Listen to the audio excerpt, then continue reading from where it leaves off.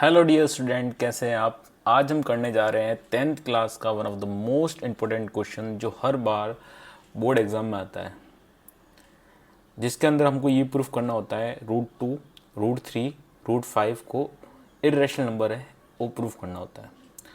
तो before going to discussing this question, मैं आपको कुछ बेसिक चीज़ है जो हमारे इस क्वेश्चन में काम के आने वाली है वो डिस्कस करते हैं। उसके बाद ये क्वेश्चन हम समझेंगे, ठीक है ना। क्योंकि जब वो क्वेश्चन मैं करवाऊंगा तो आपके दिमाग में बहुत सारे डाउट आएंगे। मैं नहीं चाहता हूँ कि वो डाउट उस टाइम में क्रिएट हो, उससे पहले ही मैं उसकी जो कंसेप्ट है, उसकी जो थ्योरी है वो मैं आपको समझा दूँ। सबसे पहले देखो, हमको इस क्वेश्चन को करने के लिए हमको दो चीज़ का पता होना चाहिए कि रैशनल नंबर क्या होता है। अगर बच्चे को रैशनल नंबर का नहीं पता होगा कि रैशनल नंबर क्या होता है तो वो ये क्वेश्चन कर ही नहीं पाएगा, क्योंकि हमारा ये जो वर्ड है रैशनल नंबर वो हम बार बार यूज़ करेंगे। रैशनल नंबर किसको बोलेंगे? अ नंबर जो p अपॉन क्यू की फॉर्म में हो, where q is not equals to 0, है ना। और जो p और q इनका common factor is r only. इनका जो कॉमन फैक्टर है p और q का जो कॉमन फैक्टर है वो क्या होना चाहिए? इनका जो कॉमन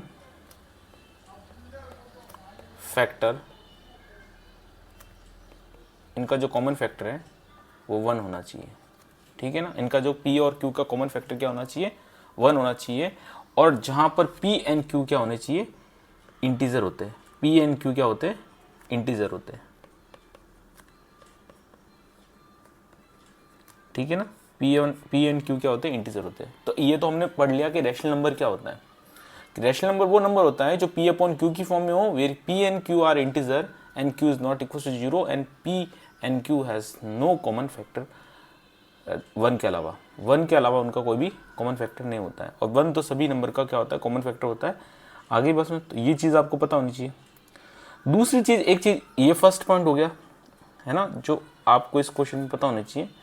एक चीज़ मैं आपसे डिस्कस ये करना चाहता हूँ, एक थ्योरम होती है कि अगर कोई प्राइम नंबर है, ठीक है ना, अगर कोई एक प्राइम नंबर है, ठीक है, अगर कोई एक प्राइम नंबर है वो किसी नंबर को डिवाइड कर रहा है, जैसे कि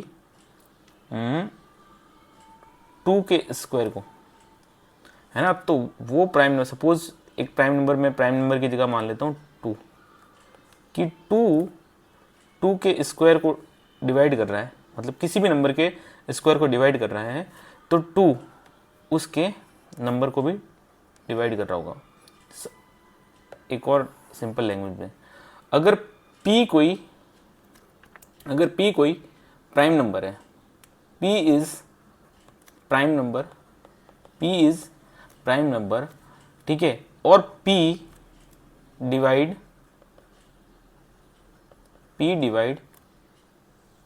q स्क्वायर, ठीक है ना, p डिवाइड q स्क्वायर, ठीक है ना, p divide q square, then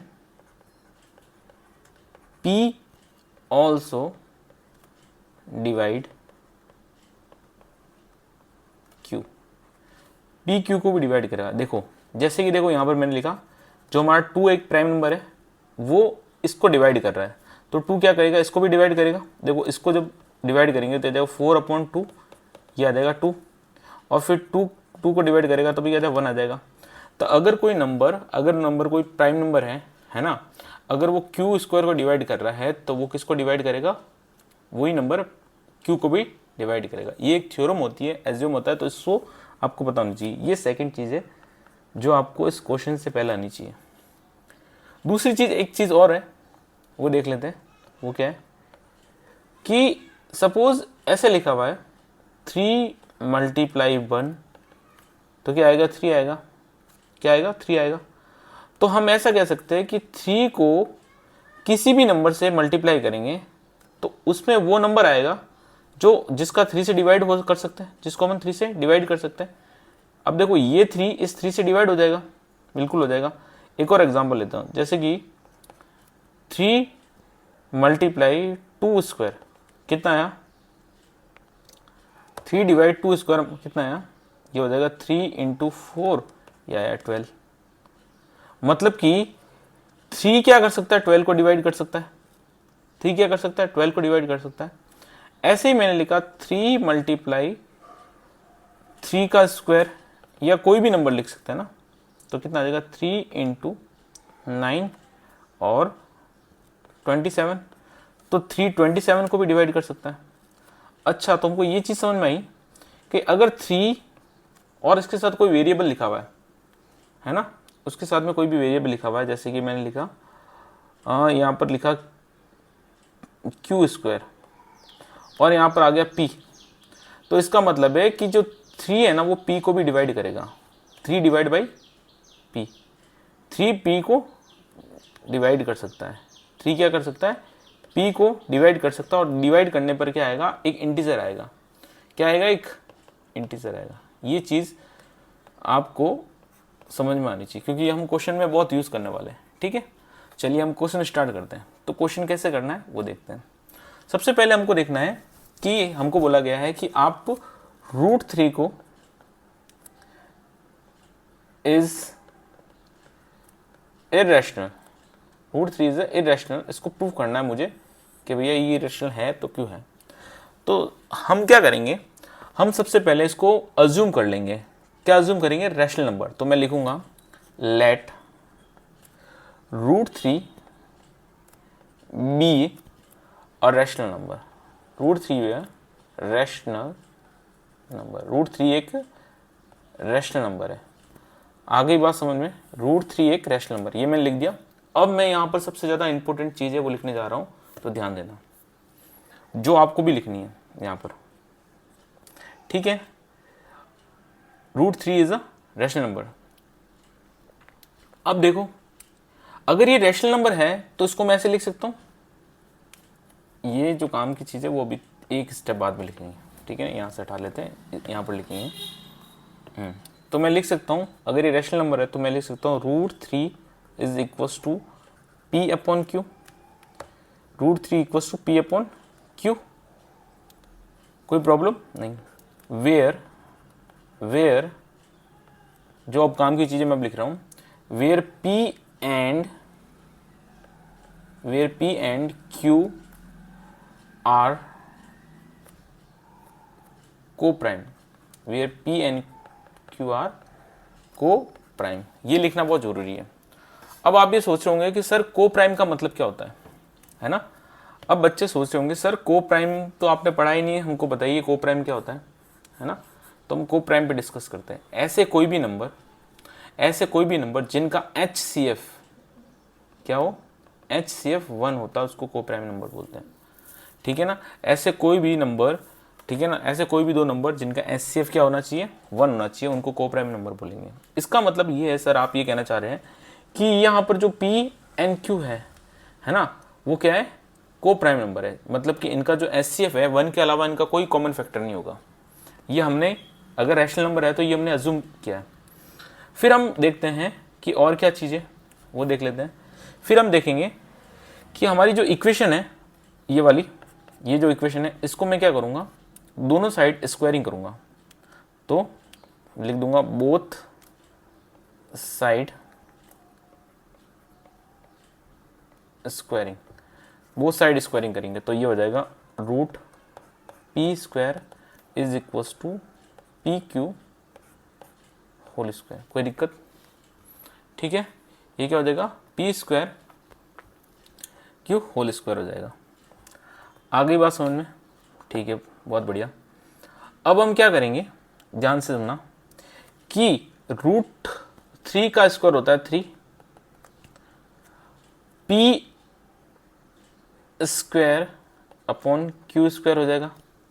ठीक है, तो इसको मैं लिख सकता हूं P² is equals to 3Q²। कोई दिक्कत, लिख सकते हैं। आगे बात समझ में। तो अभी जो मैंने यहाँ पर चीज़ समझाई थी आपको, यहाँ ये देखना, ये एक वो काम की चीज़ आ गई जो मैंने यहाँ पर डिस्कस की थी। ये देखो, मैंने आपको ऊपर ही समझाया था कि अगर यहाँ पर कुछ भी मल्टीप्लाई में लिखा हुआ है, जैसे कि 3 और 1 लिखा हुआ है, तो जो 3 क्या होगा, उससे डिवाइड होगा। ठीक है, ये इससे क्या होगा, डिवाइड होगा। तो मैं कह सकता हूं कि मैं ये कह सकता हूं कि 3 डिवाइड्स पी स्क्वायर, तो मैं लिखूंगा 3 डिवाइड पी स्क्वायर, ठीक है ना। और ये भी मैंने चीज समझाई थी कि अगर कोई एक प्राइम नंबर है वो किसी के स्क्वायर को अगर डिवाइड करता है तो वो नंबर उस ये नंबर के नॉर्मल नंबर को भी डिवाइड करेगा, मतलब कि 3 ऑल्सो डिवाइड p, ठीक है। ये एक थ्योरम होती है जो अपनी बुक में लिख रखी है, ठीक है। आगे बात समझ में, अगर p कोई नंबर है जो प्राइम नंबर है जो डिवाइड कर रहा है पी स्क्वायर को, ठीक है ना, 3 अगर पी स्क्वायर को डिवाइड कर रहा है तो 3p को भी डिवाइड करेगा। तो जो ये वाला है ना, इसको मैं मान लेता हूँ इक्वेशन फर्स्ट, आगे बात समझ में, इसको मैंने इक्वेशन फर्स्ट मान ली। चलिए बहुत बढ़िया। अब मैं क्या करने वाला हूं कि अगर ये हमको पता चल गया, अगर हमको ये पता चल गया कि 3 डिवाइड p है ना, तो 3 ऑब्वियस ही बात है किसी ना किसी से मल्टीप्लाई होगा, 3 multiply c equals to p, है ना। 3 को किसी भी नंबर से मल्टीप्लाई करेंगे तो क्या आएगा, p आएगा, है ना। ये लिख सकते हैं, ठीक है ना। अब 3 कोई भी नंबर हो सकता है, जैसे कि देखो मैं एग्जांपल के जैसे 3 इंटू 1 कितना आएगा, 3 आएगा, 3 इंटू 4 कितना आएगा, 12 आएगा, ठीक है ना। तो ये देखो ये 12 से डिवाइड हो रहा है, 12 से डिवाइड हो रहा है 3, तो यहाँ पर कोई भी नंबर लिख सकते हैं, है ना, जो कि क्या होगा, एक इंटीजर होगा, तो मैंने यहाँ पर c मान लिया, आप कुछ भी मान सकते हैं, s d l कुछ भी मान सकते हैं ना, मैंने c मान लिया।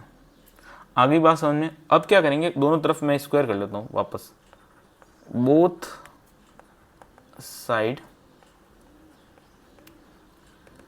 स्क्वायरिंग करेंगे तो हो जाएगा 3c होल स्क्वायर और हो जाएगा p स्क्वायर। आगे बात समझे, 3c होल स्क्वायर और p स्क्वायर हो जाएगा। और हम क्या करेंगे, यहाँ से p स्क्वायर, इस वाली इक्वेशन से p स्क्वायर की वैल्यू उठाएंगे, वो क्या थी 3q स्क्वायर, तो मैं यहाँ लिख दूंगा 3c स्क्वायर और यहाँ से जो p की वैल्यू आएगी 3q स्क्वायर। कोई दिक्कत, इसको फिर सिंप्लीफाई कर लेंगे तो ये हो जाएगा 9c स्क्वायर और ये हो जाएगा 3q स्क्वायर। कोई दिक्कत, आगे बात समझ में। और अब ये मैं क्या करूँगा, यहाँ से किसकी वैल्यू निकाल लूँगा, यहाँ से मैं वैल्यू निकाल लूँगा किसकी, q स्क्वायर की। तो मैं यहाँ से q स्क्वायर की वैल्यू निकालूंगा तो हो जाएगी 9c स्क्वायर अपॉन 3, ये कट जाएगा, ये आ जाएगा 3c स्क्वायर। तो जो इक्वेशन आ गई मेरी आ गई q square equals to 3c square. अब वही चीज़ वापस आ गई जो मैंने यहाँ पर समझाई थी आपको, ठीक है ना। अगर ये 3 अगर किसी नंबर से मल्टीप्लाई आ रहा क्यों आ रहा है, इसका मतलब ये है, इसका मतलब क्या है, इसका मतलब है 3 डिवाइड q स्क्वायर, तो इसका मतलब है 3 डिवाइड q स्क्वायर, है ना। अगर 3 q स्क्वायर को डिवाइड करें तो 3 ऑल्सो डिवाइड q, 3 किसको डिवाइड करेगा, q को करेगा, ठीक है ना। अब इसको मैं इक्वेशन मान लेता हूँ सेकंड, है ना, इसको इक्वेशन में मान लेता हूँ सेकंड। यहाँ तक आपको समझ में आ गया। तो हमारे पास में देखो 2 इक्वेशन आई और दोनों इक्वेशन में क्या आया, एक इक्वेशन में हमको ये पता चला कि 3 है ना p को डिवाइड कर रहा है और 3 q को भी डिवाइड कर रहा है। और हमने इनिशियली जो अजम्पशन लिया था वो क्या लिया था, p एंड q इनका 1 के अलावा कोई फैक्टर नहीं, कॉमन फैक्टर नहीं है। और यहाँ पर तो हमने प्रूव कर दिया कि इनके 1 के अलावा एक कॉमन फैक्टर आ गया, वो की है जो कि है 3, है ना। तो जो हमारा कॉन्ट्राडिक्शन जो हमने अजम्पशन लिया था वो क्या हो गया, रॉन्ग हो गया। जो अजम्पशन हमने माना था वो क्या हो गया, रॉन्ग हो गया। तो हम यहाँ पर लिखेंगे, है ना। अब हम यहाँ पर लिखेंगे, ध्यान से देखना हमको क्या लिखना है। ये सारा क्वेश्चन आपको एग्जाम में भी ऐसे ही लिखना है, ठीक है। आपको एग्जाम में भी इसी तरीके से पूरा एकदम कंसेप्ट वाइज समझा के करना है, जिससे कि क्या होगा कि आपका एक भी नंबर नहीं कटेगा, आपको पूरा कंसेप्ट अच्छे से समझ में आना चाहिए। तो हम लिखेंगे फ्रॉम इक्वेशन 1 तो हम लिखेंगे from equation 1 and equation 2 3 is also a common factor 3 is also a common factor 3 is also common factor ठीक है 3 is also a common factor अगर 3 एक कॉमन फैक्टर है ठीक है ना 1 के अलावा इसका मतलब वो स्टेटमेंट गलत हो गया तो इसके अंदर लिखेंगे जो अपने अजम्पशन माना वो क्या गलत है ठीक है ना जो अपन ने अजम्पशन माना है तो हम लिखेंगे this makes our assumption wrong ये हमारा assumption क्या बनाता है wrong बनाता है hence